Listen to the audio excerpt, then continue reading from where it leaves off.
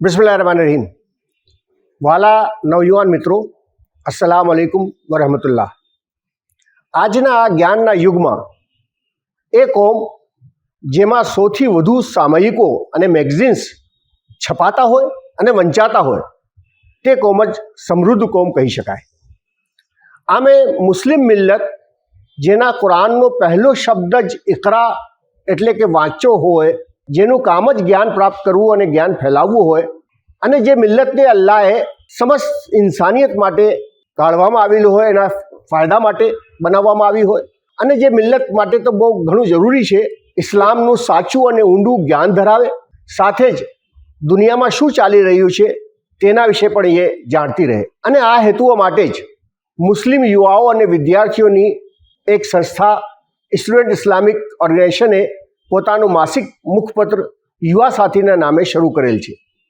SIO એટલે કે student Islamic organisation ઉમ્મતે મુસ્લિમાની એકમાત્ર યુવા સંસ્થા છે જે ઇસ્લામી સિદ્ધાંતોને વરેલ છે અને નૈતિકતાના ઉચ્ચ ધોરણ ધરાવનાર યુવાઓ અને વિદ્યાર્થીઓનું સંગઠન છે. અને આ સંગઠન ઇસ્લામી સંસ્કૃતિના પુનરુત્થાન માટે કાર્યરત છે.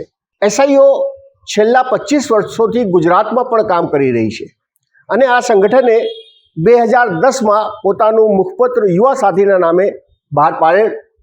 આ યુવા સાથી છેલ્લા 13 વર્ષોથી નિરંતર પ્રકાશિત થઈ રહ્યું છે અને નવયુવાનોમાં કુરાન અને હદીસના ઇલ્મથી એમને સુસજ્જ કરવા અને તેમનું વૈચારિક અને બૌદ્ધિક માર્ગદર્શન કરવા માટે અને તેમાં નૈતિક મૂલ્યોના સિંચન માટે સતત પ્રયત્નશીલ છે. આ સાથે જ યુવા સાથી દેશના રાજકીય, સામાજિક અને આર્થિક મુદ્દાઓ ઉપર ઇસ્લામ આધારિત દૃષ્ટિકોણ રજૂ કરે છે અને વિદ્યાર્થીઓની શૈક્ષણિક સમસ્યાઓનું સમાધાન પણ રજૂ કરે છે.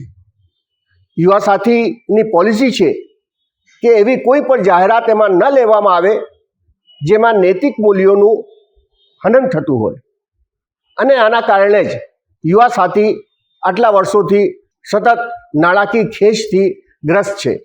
હું સમસ્ત યુવાઓ અને વિદ્યાર્થીઓને અપીલ કરું છું, યુવા સાથી વાંચો અને વંચાવો, યુવા સાથીના ગ્રાહક બનો અને ગ્રાહક બનાવો, અને પોતાના મિત્રોને યુવા સાથીની ભેટ આપો, કેમ કે જ્ઞાનથી વધુ મોંઘી ભેટ બીજી કોઈ ના હોઈ શકે. યુવા સાથી તમારું પોતાનું સામયિક છે, દરેક રીતે તેનો સહયોગ કરવા વિનંતી કરું છું. આભાર. અલ્લાહ હાફિઝ.